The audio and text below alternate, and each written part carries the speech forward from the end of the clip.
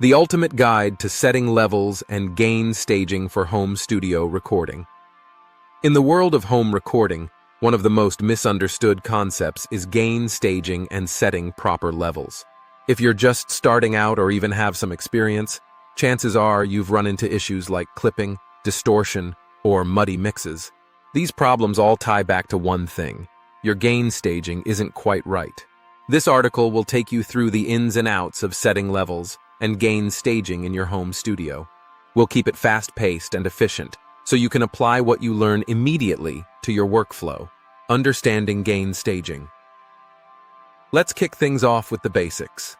Gain staging refers to managing the signal levels throughout the recording chain, from the microphone all the way to the final master. You need to control the volume at each stage to ensure a clean, strong signal without introducing noise or distortion. The goal is to maintain consistent levels across each piece of equipment and software you use, ensuring that no part of your chain is too hot, loud, or too cold, quiet. At its core, gain staging is about balance. Each component in your recording setup is designed to operate optimally within a certain range of signal strength. Go too far outside this range, and you'll either introduce distortion or lose fidelity in your audio. This is why proper gain staging is vital in every step of the recording process. The signal chain.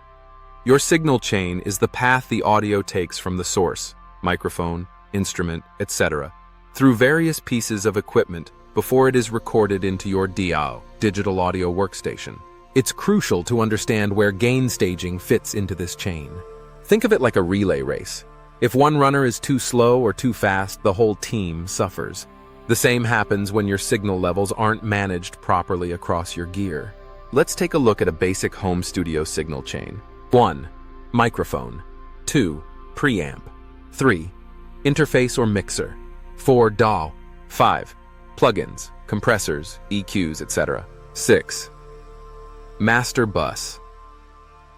At each step, you need to monitor and adjust levels to avoid clipping, distortion due to overload, or noise, signals too weak. Microphone.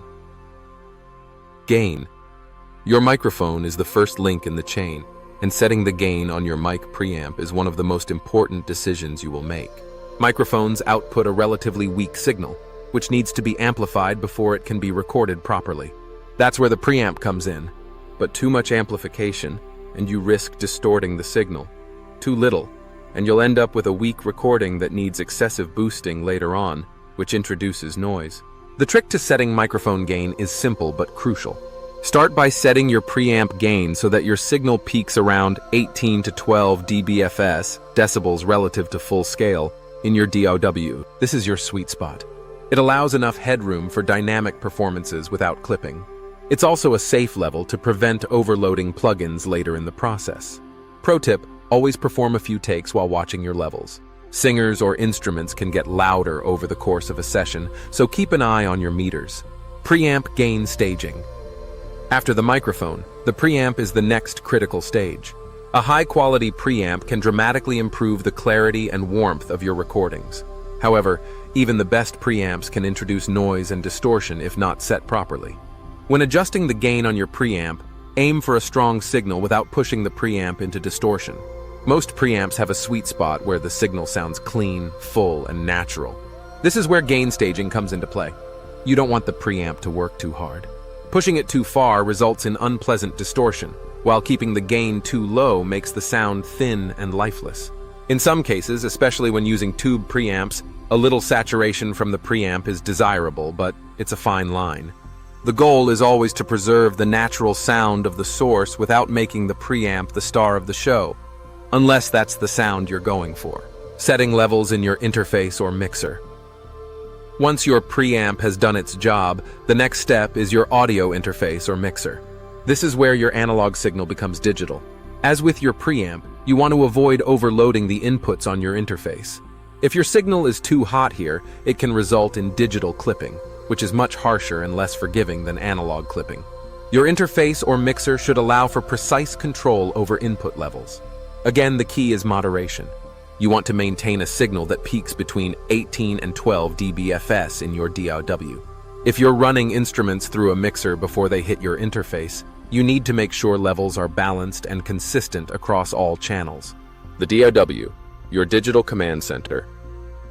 Once your signal enters the DAW, you're working in the digital realm. The most common mistake people make at this stage is assuming the job of gain staging is done.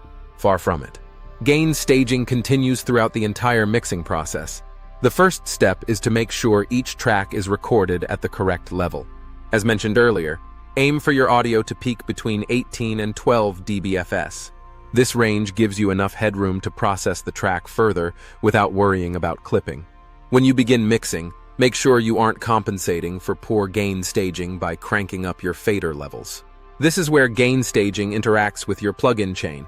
Each plugin in your chain needs to be fed an appropriate signal level to work its magic. Gain staging with plugins. Now, let's talk about plugins. Every time you add a plugin to your chain, whether it's an EQ, compressor, reverb, or anything else, you are adding a new stage where gain staging matters. If the signal going into your plugin is too hot, it can cause the plugin to distort, which is often not a good sound unless you're going for a specific effect. Most plugins are designed to operate at the same 18 to 12 dBFS range we've discussed. If you push a plugin too hard, it will clip.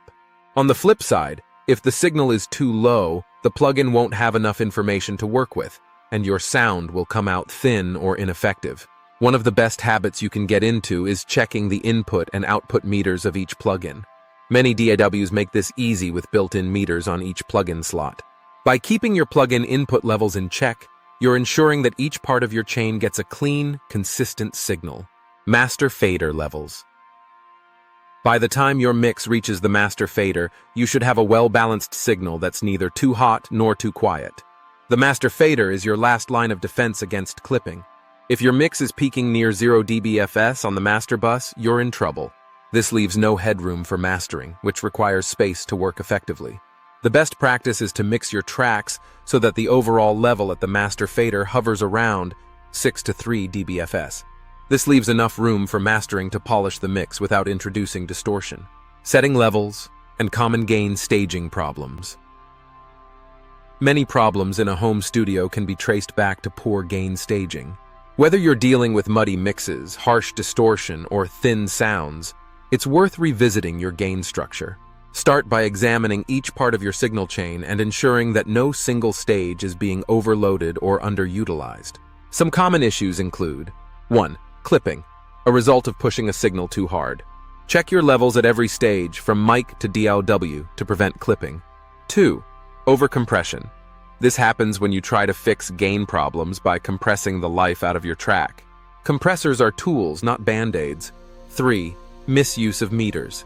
Always rely on your meters to guide your decisions, especially when working in the digital realm. Final thoughts.